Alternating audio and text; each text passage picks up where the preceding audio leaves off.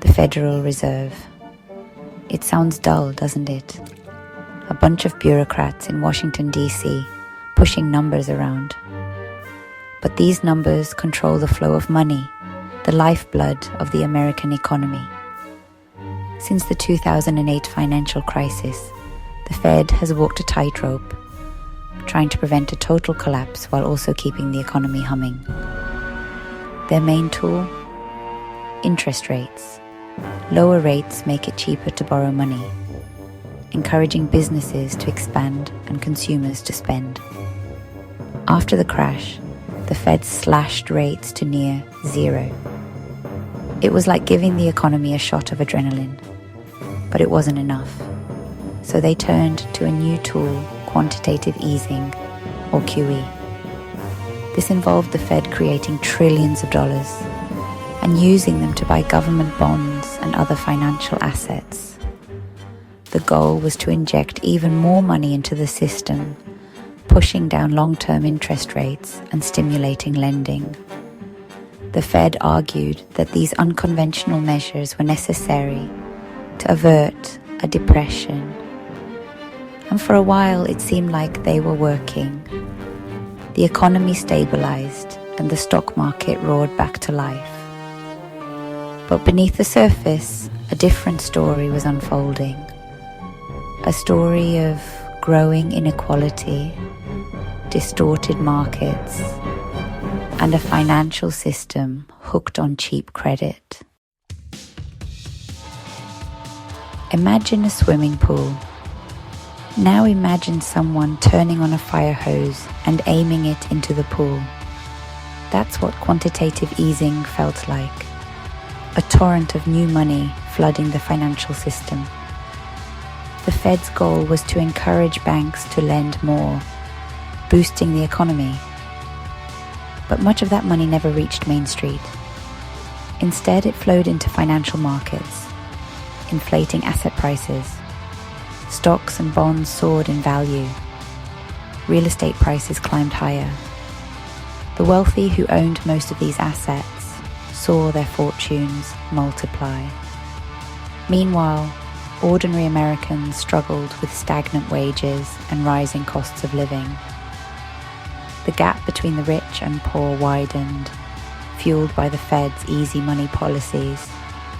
But the consequences went far beyond inequality.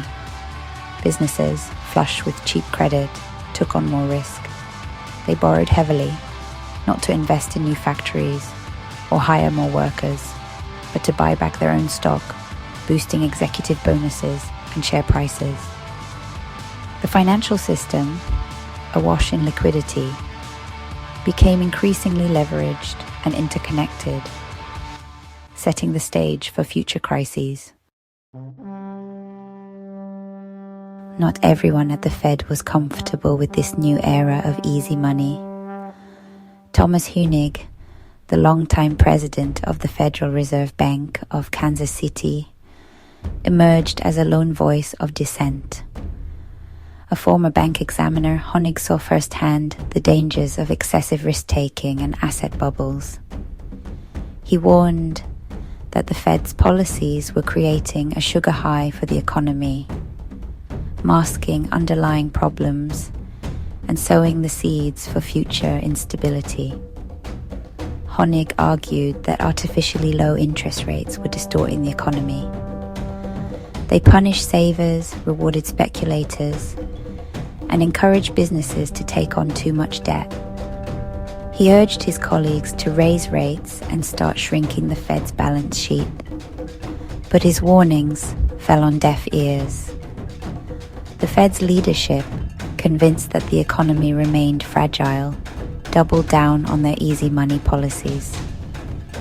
They argued that inflation remained subdued and that any risks posed by QE were outweighed by the benefits of averting another recession. Hunig, increasingly isolated, found himself on the losing side of every vote. His concerns, dismissed by the Fed, would prove tragically prescient. On the surface, the economy seemed to be humming. Unemployment fell, the stock market boomed, and Silicon Valley churned out billion-dollar tech companies. But beneath the veneer of prosperity, cracks were beginning to show. The Fed's easy money policies, while boosting asset prices, had done little to address the underlying structural problems of the American economy. Wages for most workers remained stagnant, failing to keep pace with rising costs for healthcare, education, and housing. The middle class, squeezed from both sides, struggled to make ends meet. Meanwhile, corporations, hooked on cheap credit, gorged themselves on debt.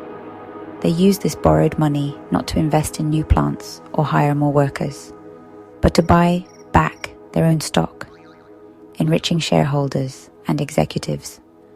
The Fed's policies, intended to boost the real economy, had instead fueled a financialization of the economy, where profits were increasingly driven by speculation and financial engineering, not by producing goods and services that people needed. This created a mirage of prosperity built on a foundation of debt and speculation.